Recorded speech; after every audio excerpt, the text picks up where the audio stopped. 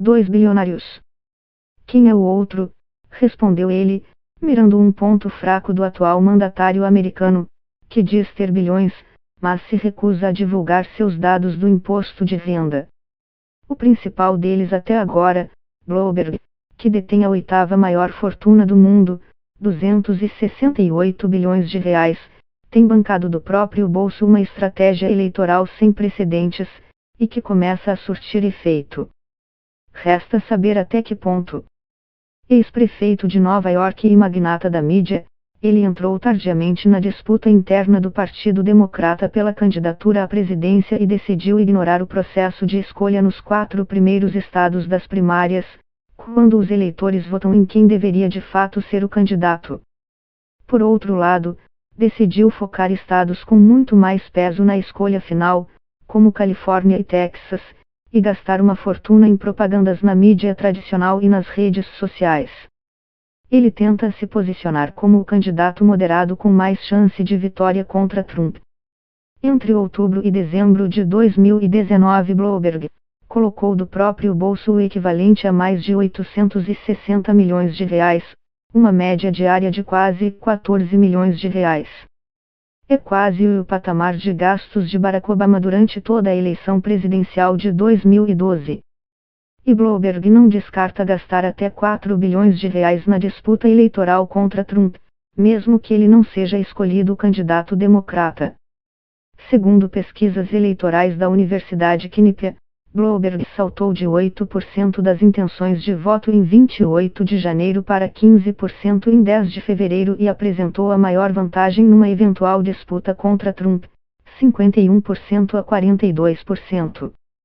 Até o momento, ainda segundo a Quinnipiac, a disputa pela indicação dos democratas é liderada por Bernie Sanders, com 25% das intenções de voto, seguido de Joe Biden, 17%, Bloomberg, 15%, Elizabeth Warren, 14%, Pete Buttigieg, 10%, e Amy Klobuchar, 4%.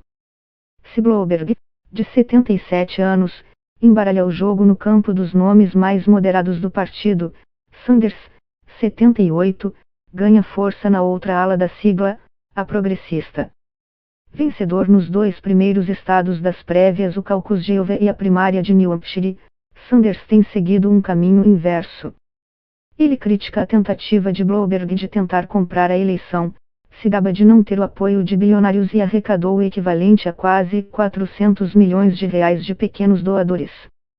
Diferentemente de algumas campanhas, Pete Buttigieg, eu não tenho 40 bilionários financiando minha campanha vindo da indústria farmacêutica, de Wall Street e de todos esses interesses financeiros, declarou em um debate. Sanders conta com outro ponto importante nas corridas eleitorais, o tamanho da cobertura midiática que ele consegue atrair e de sua base de apoio popular. Vitórias como as que ele teve ao longo das prévias tendem também a reforçar esses 2 pontos e melhorar sua posição nas pesquisas. A estratégia incomum de Bloomberg embaralha ainda mais as previsões. O site americano FiveTrade, fundado pelo economista e estatístico Nat Silver, que acertou nos modelos que previram a eleição de Obama, mas errou sobre Trump, afirmava ser quase impossível estimar as chances de Bloomberg por falta de precedentes e de dados nas primárias iniciais. Em uma média das pesquisas eleitorais, calculada pelo FiveTrade, Sanders lidera com 22,3%, seguido de Biden, 19,9%, Bloomberg, 13,2%, Warren, 13%, Buttigieg, 9,8%, e Klobuchar, 3,9%. Em 30 de novembro, Bloomberg tinha 3,6%. O cenário muda a cada pesquisa e votação primária. Sanders ganhou no voto popular nos 2 primeiros estados.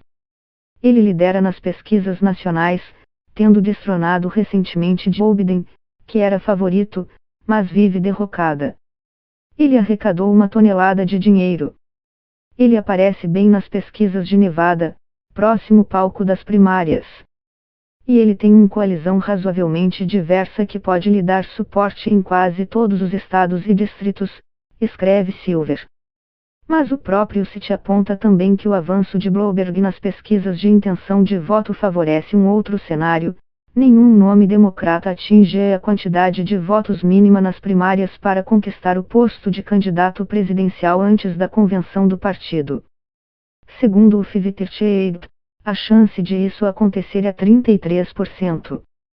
Nesse cenário, a decisão será tomada durante a convenção, no meio do ano, e pode favorecer mais um candidato moderado que consiga atrair apoio de representantes de diversas alas do partido que um progressista mais radical nascido em 1942, na cidade de Boston, Massachusetts.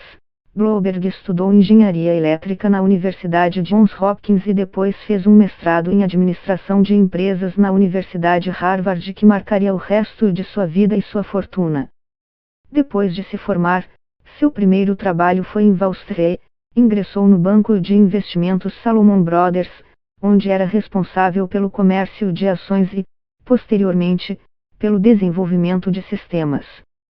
Como já contou em diversas entrevistas, ao trabalhar em Wall Street, ele percebeu que a comunidade financeira estava disposta a pagar por informações comerciais de alta qualidade, entregues o mais rápido possível e de todas as formas possíveis, gráficos e dados, por exemplo. Seu sistema passou a ser usado pela maioria dos serviços financeiros dos Estados Unidos. E logo começou a usar seus ganhos para criar um dos maiores serviços de notícias financeiras do mundo, a Bloomberg News. O magnata, membro vitalício do Partido Democrata, decidiu concorrer à prefeitura de Nova York pelo Partido Republicano. Depois ele se afastaria da sigla, se tornaria independente e depois voltaria a ser democrata.